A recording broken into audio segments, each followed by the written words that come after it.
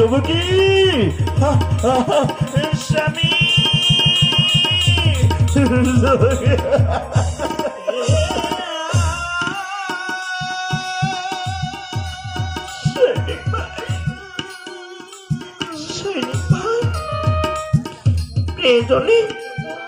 আমাকে বন্ধন করো, আমাকে নিয়ে যাও কংস দাদার কাছে। আমার প্রাণ প্রিয় পতির শৃঙ্খল তোমরা মুক্ত করে দাও না ভাই, দাও না। আমার স্বামী বড় কষ্ট পাচ্ছে তাই না? দেবো কি না, আমার একটু কষ্ট লাগছে না। যদি তুমি সুখে থাকো না, আমি এটুকু কষ্ট কিছু মনে আমার হবে না। শরীফ ভাই তোমরা আমাকে শৃঙ্খলে আবদ্ধ করেছো, আমাকে নিয়ে যাও। আমার প্রাণ প্রিয় সহধর্মিনীর দিকে না তোমরা এতটুকু নজর দেবে না।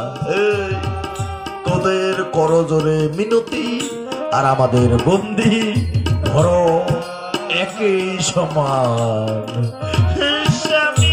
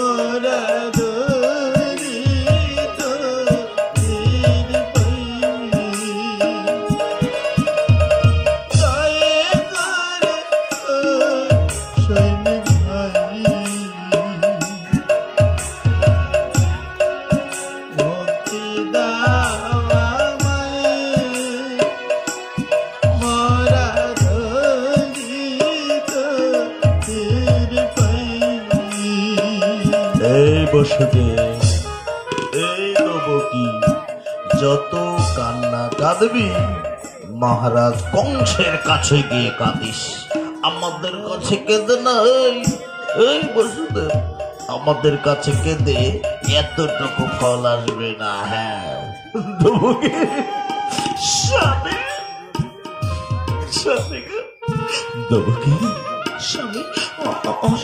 তুমি একটা কিছু করো। আমি কিন্তু ওই কংস দাদার কাছে যাবো না। তুমি কংস দাদাকে চেনো না। দেখো দেবো, এই পাষাণের হৃদয়হীন সৈনিকদের কাছে শত কাঁদলেও এতটুকু কান্নার মূল্য নেই এদের কাছে। হ্যাঁ, তুমি তো কংস দাদার ছোট্ট বোন, তাই না? নিশ্চয়ই তোমার মুখের দিকে চেয়ে যদি আমরা কোনো ভুল করে থাকি আমাদেরকে ক্ষমা করে দেবে। চলো আমরা কংস দাদার কাছে ক্ষমা চেয়ে নেব। বেশ, তুমি যেটা ভালো মনে করবে, এর ব্যতিক্রম আমি একদম নই। সৈনিক ভাই, নিয়ে চলো আমাদের কংস দাদার কাছে গিয়ে আমরা ক্ষমা চেয়ে নেব। আচ্ছা বেশ, আসো আসো আসো, শিগগিরই চলো।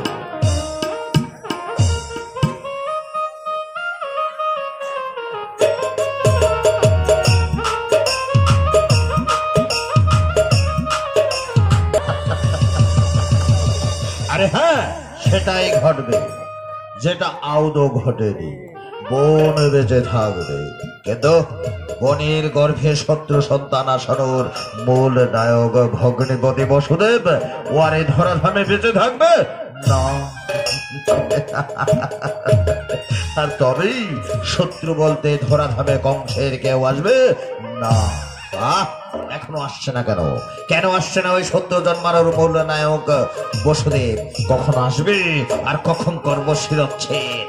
অপেক্ষা অপেক্ষা বড় দুরূহ, অপেক্ষা বড় কঠিন। লোকে বলে যে অপেক্ষার চেয়ে মৃত্যু যেন অনেক শ্রেষ্ঠ, সেটাই যেন এই মুহূর্তে ঘটছে। কেন আসছে না এখনো? কখন আসবে আর কখন করব শিরচ্ছেদ? তব কি রে? স্বামী, কি বলছো বলো না? দেখো তব কি, আমরা অনেক রাস্তা পেরিয়ে শেষ পর্যন্ত তোমার দাদার রাজবাড়ির সামনে এসে পড়েছি, তাই না? হ্যাঁ গো। আর খানিকটা প্রবেশ করলেই তোমার দাদা কংস ওই রাজসিংহাসনে বসে রইবে।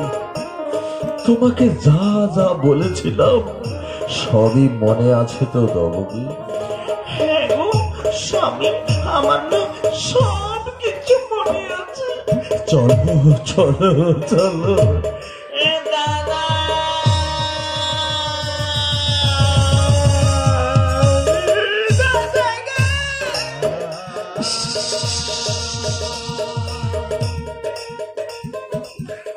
ও দাদা, আমি তোমার ছোট্ট বোন। তোমার ছোট্ট বোনের মুখের দিকে তোমার ছোট্ট বোনের অজান্তে যদি কিছু ভুল করে থাকে তবে তবে আমাকে ক্ষমা করে দিও দাদা, আমাকে ক্ষমা করে দিও দাদা, আমাকে ক্ষমা করে দিও।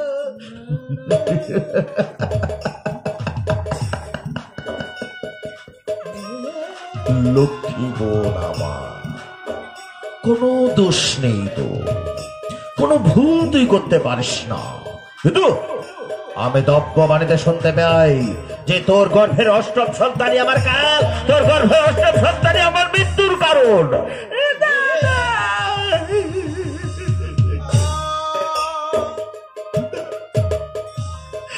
দাদা গো, দেখো দাদা, আমার ভবিষ্যৎ সন্তান, আমার ভাবি সন্তান তোমার ভাগ্নে ভাগ্নি হতে যাবে, তবে কেন কেন তোমার সূত্র হতে যাবে দাদা? বলো কেন হতে যাবে দাদা? কেন? আরে হ্যাঁ, এটাই এটাই আমি দব্যবাণীতে শুনতে পেয়েছিলাম। এই বোন, তুই তো আমার বোন, তুই যুগে যুগে বেঁচে থাক, এই আশীর্বাদ আমি দাদা হয়ে তোকে করছি। হ্যাঁ, তোকে রাগের বশবর্তী হয়ে লাথি মেরেছি, কিছু মনে করিস না।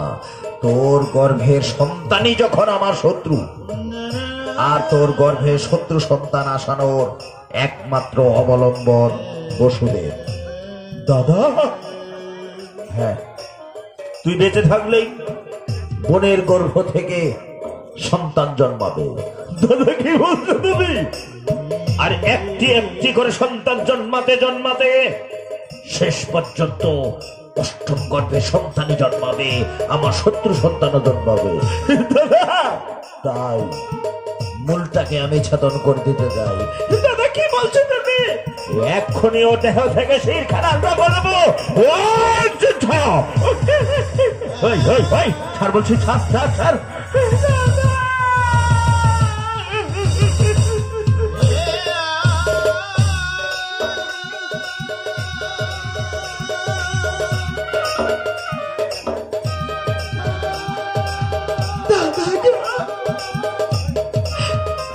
দেখো দাদা, একজন নারীর জীবনে তার সবচেয়ে প্রিয় ধন, তার সবচেয়ে প্রিয় সম্পদ স্বামীর দেওয়া এই শীতের সিঁদুর খানা।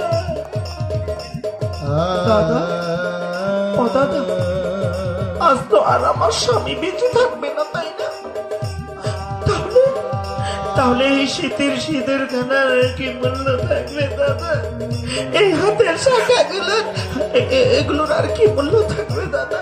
দাদা, ও দাদা, দাদা, তুমি এক কাজ করো, তুমি নিজ হস্ত দিয়ে আমার এই শীতের সিঁদুর খানা মুছে দাও, হাতের শাখাগুলো ভেঙে দাও, তারপরে আমার প্রাণ প্রিয় পতিকে তুমি হত্যা করে দাদা।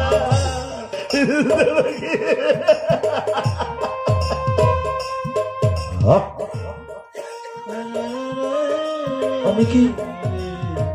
আমি কি ভুল করতে চলছি? যেই বোনটাকে আমি ধুমধামে শহীদ বিয়ে দিলাম, আজ তার স্মৃতিতে সিঁদুর থাকবে না? যেটা মেয়েরা স্বামীর জীবদশায় সারা জীবন স্মৃতিতে বই বেড়ায়, ওর হাতের শাখাগুলো ওর হাতে থাকবে না? আমি এই রাজসিংহাসনে বসে থাকবো আর বোনটা আমার সামনে দিয়ে ঘোরাফেরা করবে। ওর স্মৃতিতে সিঁদুর নেই, ওর হাতে শাখা নেই, পরনে রঙিন শাড়ি নেই, ও সাদা শাড়ি পরে বেড়াবে, ও বিধবা হয়ে ঘুরে বেড়াবে। না, এই দৃশ্য আমি দেখতে পারবো না। তার যে এমনই কাজ করব যেন সর্পেরও মৃত্যু ঘটে আর হাতের লাঠিটাও না ভেঙে যায়। আরে হ্যাঁ, এমনই কাজ করব যেন হাতের লাঠিটাও না ভেঙে যায় আর সর্পেরও মৃত্যু ঘটে। এই দুজনকে আমি এক্ষুনি ওই অন্ধকার কারাকক্ষে নিক্ষেপ করবো, আর যতগুলো সন্তান জন্মাবে সব কটিকে আমি পাষাণে আছি মারবো।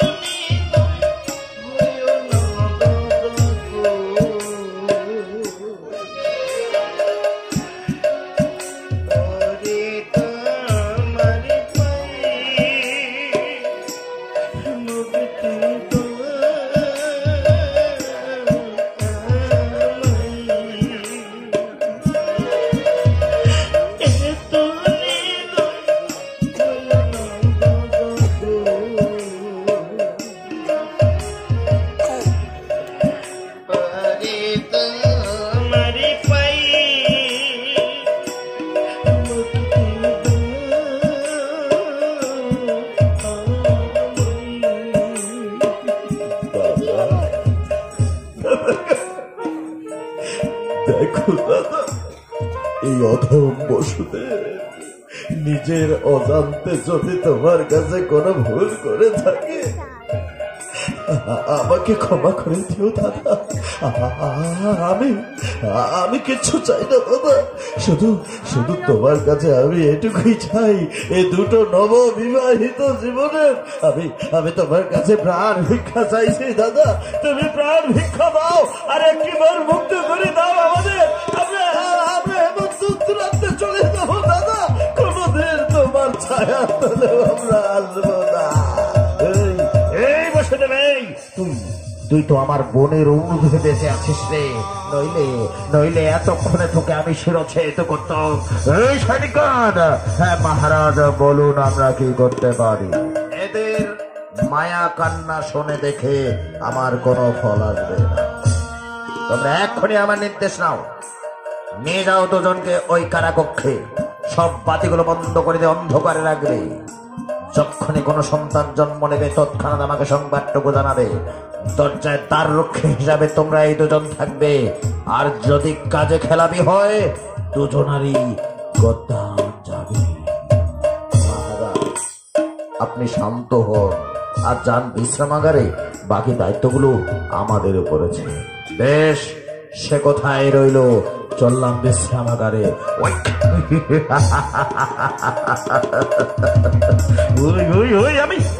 আমি জানিয়ে দিতে চাই, বুঝিয়ে দিতে চাই, এই তিলক জয়ী কংস কখনো হবে না ধ্বংস, বেঁচে থাকবে।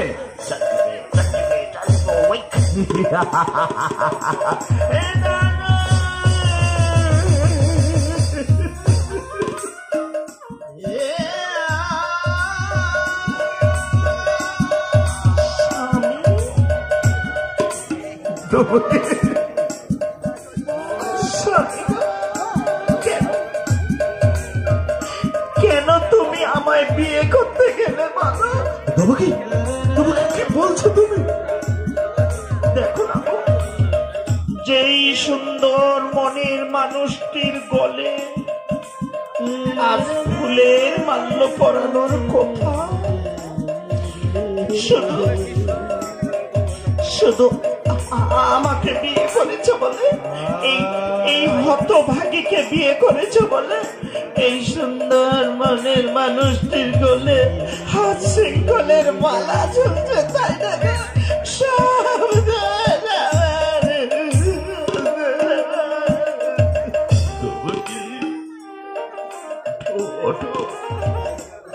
আর দেখো, নিজেকে দোষ দিয়ে তুমি আর আমাকে ছোট্ট করো না। তুমি হয়তো জানো না দেবকী, যে বিবাহ বন্ধন কোনদিন কারো স্বইচ্ছায় ঘটে না। স্বামী, বিবাহ বন্ধন কোনদিন কারো স্বইচ্ছায় ঘটে না। অন্তর্যামী প্রভু ভগবান যার বন্ধন লিখেছে, কেবল তারই সাথে তার বন্ধন ঘটে। দেবকী, তুমি হয়তো লক্ষ্য করেছো, অনেক সময় বিয়ের পিঁড়ি থেকে হয় কনে পালিয়ে যায়, নচেত পর উধাও হয়ে যায়। কেন কেন পালিয়ে যায় জানো? কেন? কারণ অন্তর্যামী প্রভু ভগবান তাদের নিবন্ধন লিখে দেয়, তাই তো তাদের বিবাহ বিচ্ছেদ হয়ে যায়। স্বামী, তুমি কেন এত ভালো? এদের মায়া কান্না শুনি দেখে আমাদের কোনো ফল আসবে না। চলো চলো চলো। সৈনিক ভাই, কোথায় নিয়ে যাবে আমাদের? চলো না, ওই যে সামনে রঙিন ঘরখানা দেখতে পাচ্ছ, সেখানে গেলেই বুঝতে পারবে কোথায় নিয়ে যাচ্ছি। যাও, হাঁটো।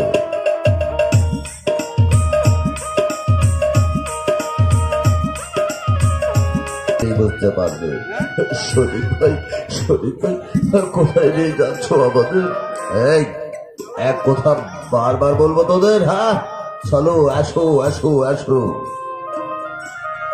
সৈনিক ভাই, শেষ পর্যন্ত আমাদের কারাকক্ষের ভিতরে নিয়ে এলাম। আসো আসো আসো আসো। এই বসুদেব, এই কান খোলে সরে রাখ। এখন তো বেশ আলো দেখতে পাচ্ছিস। বেরোনের সাথে সাথে সব বাদে বন্ধ, শুধুই অন্ধকার। আমরা কিন্তু দ্বারে দ্বার রক্ষী হিসাবে থাকছি। ভিতরে যদি বেশি চেঁচামেচি করেছিস, আমাদের ঘুমের রেখার ঘুরেছিস না, একদম শাসিয়ে দেবো কিন্তু। কি দাদা? এখন তো বেশ আলো দেখতে পাচ্ছিস। হ্যাঁ, বেরোনের সাথে সাথে সব বাদে বন্ধ। কেন বন্ধ করে দেবে? সেটা বলবো তোমায়। আমরা কিন্তু দ্বারে দ্বার রক্ষী হিসাবে থাকছি। এই অন্ধকারের মাঝে থেকে যদি বেশি চেঁচামেচি করেছিস, আমাদের ঘুমের ব্যাঘাত ঘটেছিস না, একদম শাসিয়ে দেব। মহারাজকে বলেছিল রে, ও দাদা, এদেরকে প্রবেশ করে দিয়ে, বাতিগুলো বন্ধ করে দিয়ে, দুজনকে দু কোনায় বন্দি রেখে দরজা লাগিয়ে দিয়ে দ্বার রক্ষী হিসাবে থাকতে, আর যখনই কোনো সন্তান জন্ম নেবে তৎক্ষণাৎ সংবাদটুকু জানাবে। এই সবই তো প্রবেশ করে দিলাম। এদিকে এদিকে এদিকে। দরজাটা লাগিয়ে দে, বাতিগুলো বন্ধ করে দিই। মাথায় এক না ধরেছে, জল সুরা পান করে আসি। আচ্ছা ঠিক আছে ঠিক আছে।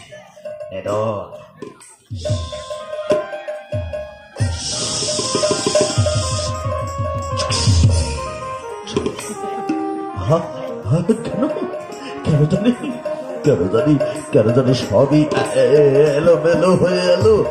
আমি কেন কিছু দেখতে পাচ্ছি না। সৈনিকগণ তো ঠিকই বলেছিল, ওরা নাকি বেরোনের সাথে সাথে সব বাতি বন্ধ করে দেবে, শুধুই অন্ধকার। দেবকী গেলে কোথায়?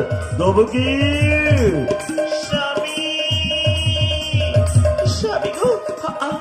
কেন কেন এসব কি ঘটলো? সবই যেন অন্ধকার হয়ে এলো। আমি কেন কিছু দেখতে পাচ্ছি না? কোথায় তুমি? আমার ভীষণ ভয় করছে, আমাকে এখনই দেখে এখনই। স্বামী মোরা বন্দি করে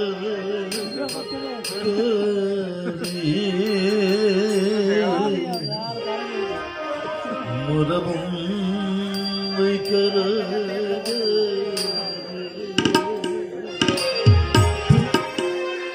আসি মোরা বিপদে বাইরের আলো চোখে পড়ে না মোরা বন্দি করে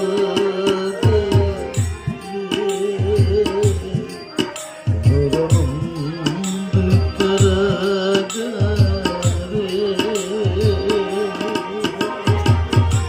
তবু কি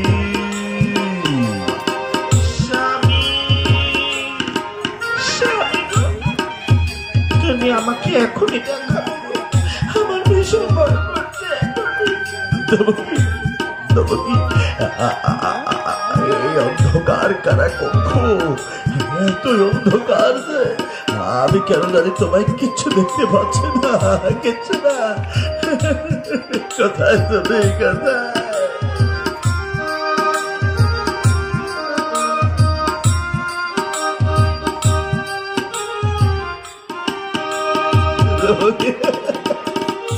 এই ছিল কপালে হাত মাথা শিখলে বাইরের আলো চোখে পড়ে না স্বামী।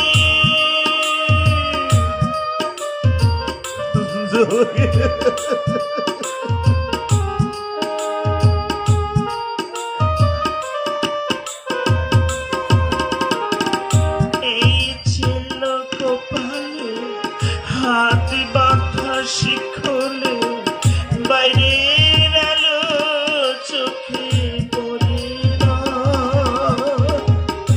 আর জানা শরীর প্রান্ত বাঁচি না, আর জানা শরীর প্রান্ত বাঁচি না, কি পাশায় কেটে যায় না।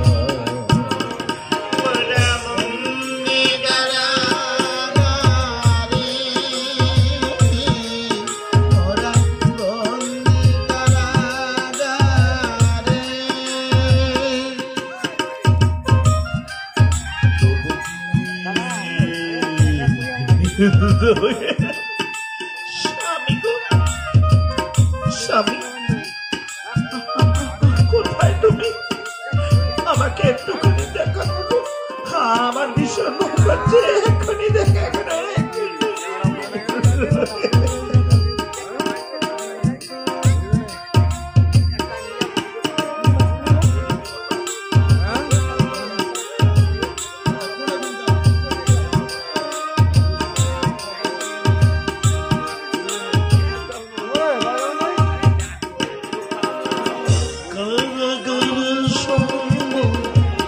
থালাবাতে কম্বল এছাড়া অন্য কিছু মেলে না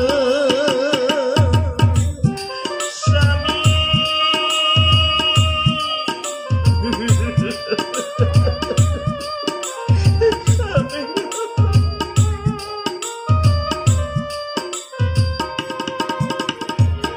কারাগারের সম্বল থালাবাতি কম্বল এছাড়া কিছু মিলে না,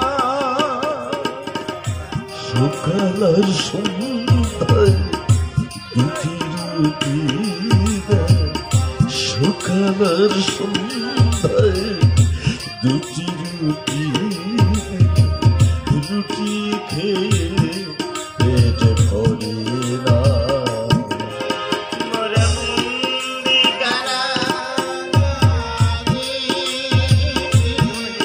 মোরা বন্দি কারাগারে। তবু কি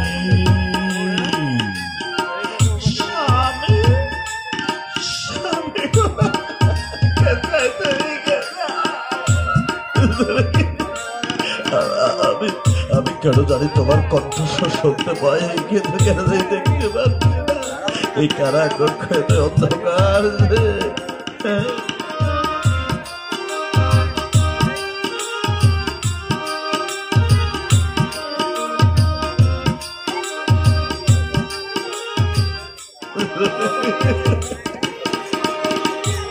শনিবার আর মঙ্গলবার কারো সাথে দেখা, কেউ তো এসে দেখা করে না।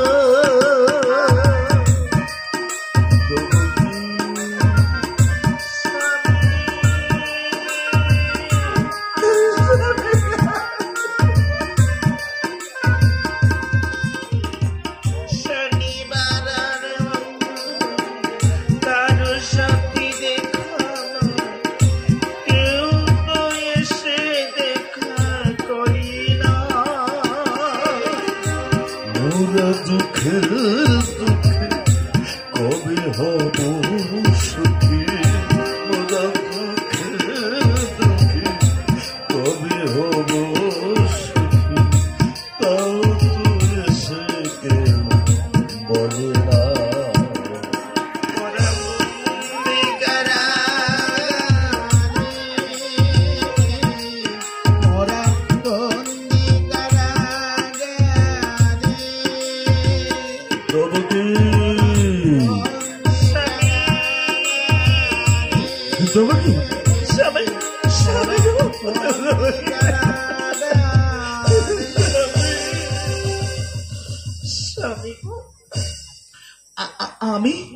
আমি যদি তোমার কাছে এতটাই ঘৃণার পাত্র হয়ে থাকি, তবে কেন সঙ্গিনী করে রেখেছ? আমার ছেড়ে রেখেছো না কেন? সঙ্গিনী করে রেখেছো তুমি। দেখো দেবকী, এই অন্ধকার কারাকক্ষ এতই অন্ধকার যে আমি তোমাকে খানিকটা হারিয়ে ফেলেছিলাম। তুমি কিচ্ছু মনে করো না। দেখো, এই কারাকক্ষে থেকে থেকে কেঁদে কেঁদে আমরা যদি দেওয়ালগুলো ভিজিয়ে দেই, একটা কাক পক্ষী এসে আমাদের এতটুকু সান্ত্বনা দেবে না রে। হ্যাঁ, যতই দুঃখ থাক, থাক মনে বেদনা, ঘুম বলতে একটা কিছু রয়েছে। চলো, কারাকক্ষের কোনো এক কোণায় আমরা চুপটি করে ঘুমিয়ে পড়ি। বেশ, তুমি যেটা ভালো মনে করবে। আমি একদম যতই দুঃখ থাক, থাক মনে বেদনা, ঘুম বলতে একটা কিছু রয়েছে। তাই তো বসুদেব দেবকী কারাকক্ষের কোনো এক কোণায় চুপটি করে ঘুমিয়ে পড়লেন। শুধু ভক্তবিন্দু, এই অন্ধকার কারাকক্ষে প্রবেশ করিয়ে দিয়ে অত্যাচারী দুরাচারী রাজা কংস একে একে 6টি সন্তানকে ধ্বংস করেছে দেবকীর উদর থেকে আসানো। 7ম সন্তানের সন্ধান কংস জানে না, তো এবার 8ম গর্ভের পালা। কি করে, কেমন করে অন্তর্যামী প্রভু ভগবান কৃষ্ণ কংসের কারাকক্ষের দরজা জানলা ভেঙে প্রবেশ করছেন আর জন্ম নিচ্ছেন মা দেবকীর উদরে। তা আপনারা সজাগে দেখুন, সজাগে দেখুন, সজাগে দেখুন। ছেড়ে গেলে সোনার গৌর আর তো পাবো না, ছেড়ে গেলে সোনার গৌর আর তো পাবো না, না না ফেলে দেবো না, তোমায় হৃদয় মাঝে রাখিব, ছেড়ে দেবো না, তোমায় হৃদয় মন্দিরে রাখিব, ফেলে দেবো না। ছেড়ে গেলে সোনার গৌর আর তো পাবো না, ছেড়ে গেলে সোনার গৌর আর তো পাবো না, না না ফেলে দেবো না, তোমায় হৃদয় মাঝে রাখিব, ছেড়ে দেবো না, তোমায় হৃদয় মন্দিরে রাখিব, ফেলে দেবো না। শোনো মা দেবকী, আমি আজই তোমার গর্ভে জন্ম নেব, এতে তোমার কিছু কষ্ট হবে তা তুমি মেনে নিও। আর বসুদেব, আমি জন্মের পরিপরি তুমি আমাকে এখানে রাখবে না, নিয়ে যাবে নন্দালয়ে নন্দরাজার বাড়িতে। মা যশোদার বলে আসবে এক ফুটফুটে মেয়ে, আমাকে সেখানে রেখে পরিবর্তে মেয়েকে এখানে নিয়ে আসবে, এতেই তোমার মঙ্গল হবে। আমি সব সময় তোমার পাশে থাকবো। ও সৈনিকগণ দেখছিস বেশ সচেতনে রয়েছে, তো এদের এমনই ভাবে ঘুম পাড়িয়ে দেবো যা সকাল অব্দি এরা আর জাগ্রত হতে পারবে না। এই ঘুম পাড়িয়ে দিলাম, এবার আমি আসি।